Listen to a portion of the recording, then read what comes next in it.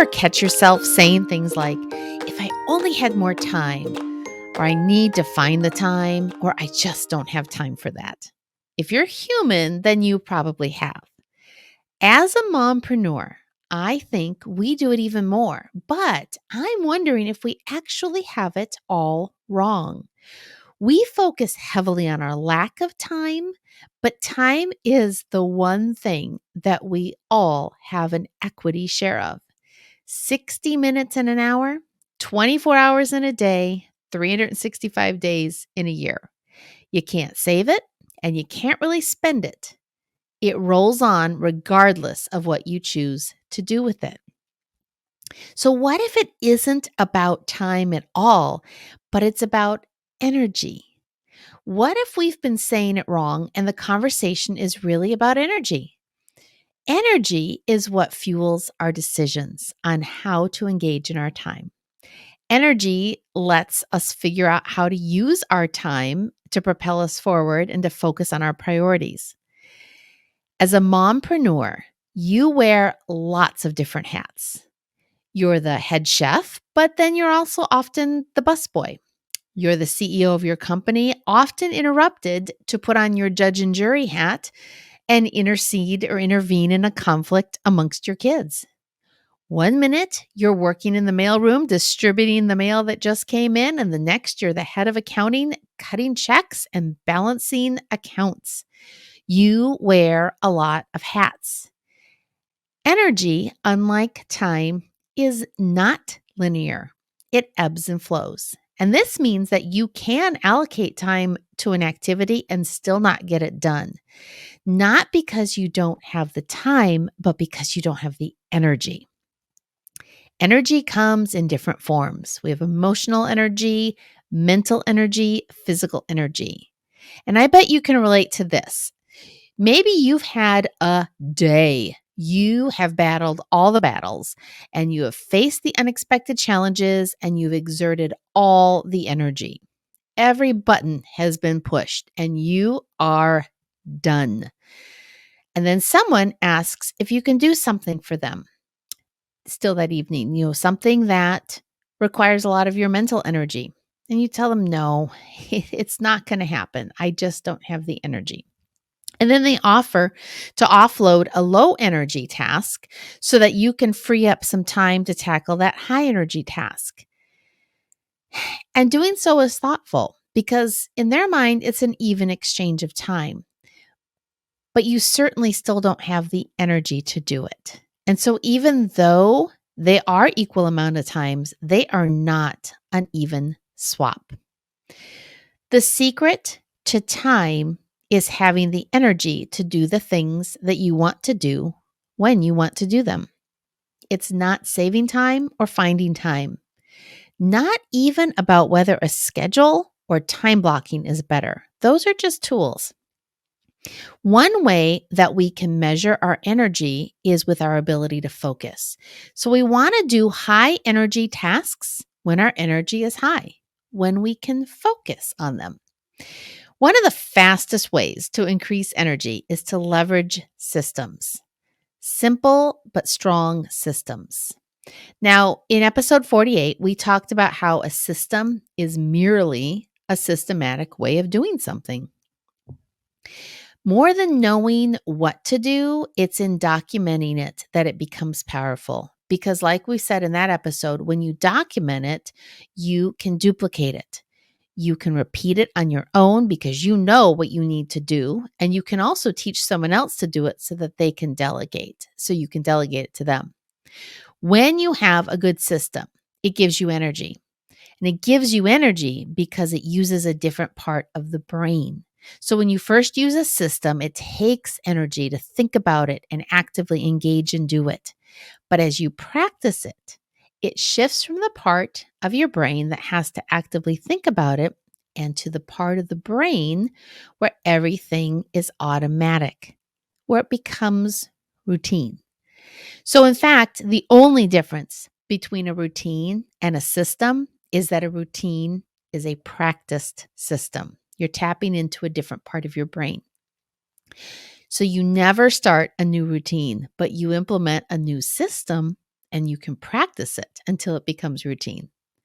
Another way that they can give us energy is by helping us use our time more efficiently. In episode 15, we talk about rhythms and routines. And again, using systems or routines interchangeably as a term, but using those in conjunction with our natural patterns or rhythms is one way we can do this. So, doing this can give us energy because it allows us to use our energy at the right time. So, for example, we can put into place a great evening routine that will become a great system, that will become our evening routine. Try to have some clarity here. When you have a good evening routine, it's going to set the stage for your morning. So let's say that you are a morning person and you have a strong evening routine where you lay out your clothes for the next day, you prep your breakfast. Maybe you have oatmeal ready to go in the Instant Pot, so it's all ready. It's going to cook for you. You've looked ahead to the calendar, you see that you have some appointments, and you've laid out your backpack or bag so that you have everything you need to take with you in the morning when you leave the house. You've got everything set and ready to go. So when you get up in the morning, you have time to tap into your energy and do all the things that you want to do. So, see, it gets a little confusing with we've set aside time, but we're leveraging the energy. It's confusing, but it's powerful if we can understand the difference. So, when we can use that time and tap into our energy, we can do the things like read and journal or exercise. But if you don't use your routine the night before and you don't leverage it, now you're using up your energy in that allocated time to prepare for the morning instead of to do these things. So you're now finding your clothes, you're making your breakfast, you're getting your things ready to go. And then when you come home at the end of the day, when your energy level is low, you just don't have the energy to do the things that you were going to do that morning: exercise, read and journal, those types of things. So go back to episode 15, listen to that, and then use that to begin to figure out your patterns or rhythms. That's going to help you see where your energy lies. What energizes you? What drains you? When is your energy high? When is your energy low? These are things to pay attention to. Now, sleep is an obvious one. Having a good evening and morning routine around sleep can really help us use our time more efficiently. And sleep, generally without exception, energizes everyone. Sometimes, though, what energizes you drains someone else, and vice versa. So, time with people is a perfect example. So, this past August, I went with several members of my mom team to Podcast Movement, and it was so fun. We rented the cutest little house in Nashville where the four of us stayed each day, and then we drove over to the Gaylord every morning for the conference.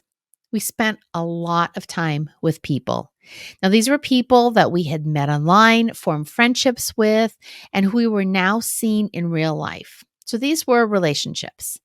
And the four of us, three of us are more on the extrovert end of the scale, but Kelly is more on the introverted end. In fact, she has a great podcast for introverts called The Social Savvy Introvert. And so if you're an introvert, you really need to check her out because she will help you leverage your energy to get your message out clearly and not be drained by social media.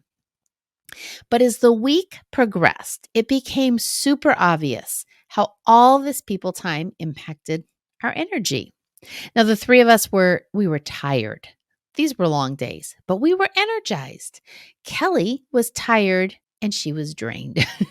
And we quickly learned, though, how to negotiate our morning preparation, the conference schedule, and our evenings back at the house in a way that gave space for both of these so that we were recharging, we were resting, and we were using our energy well. So as you look at your entire week, your days, your week, all of those things, see how they play together. Where are you getting energized? And where are you being drained? Ultimately, you want routines in places where they can support your energy. But the irony is that you need to expend energy to implement a system, and that's why we want to only tackle one at a time. But remember, a good system that you practice will become a routine that will let you use your energy more efficiently. My challenge to you this week is to look at your days and your weeks. Look at those patterns and figure out where you can move things around. If you're a night owl, what is the best use of your evening energy and what systems can support that? If you're a morning person, what is the best use of your morning energy and what systems can support that? I look forward to continuing this conversation. I've got some good things planned in the next few weeks to help you start implementing systems so you can maximize your time as mom and entrepreneur and thrive at both.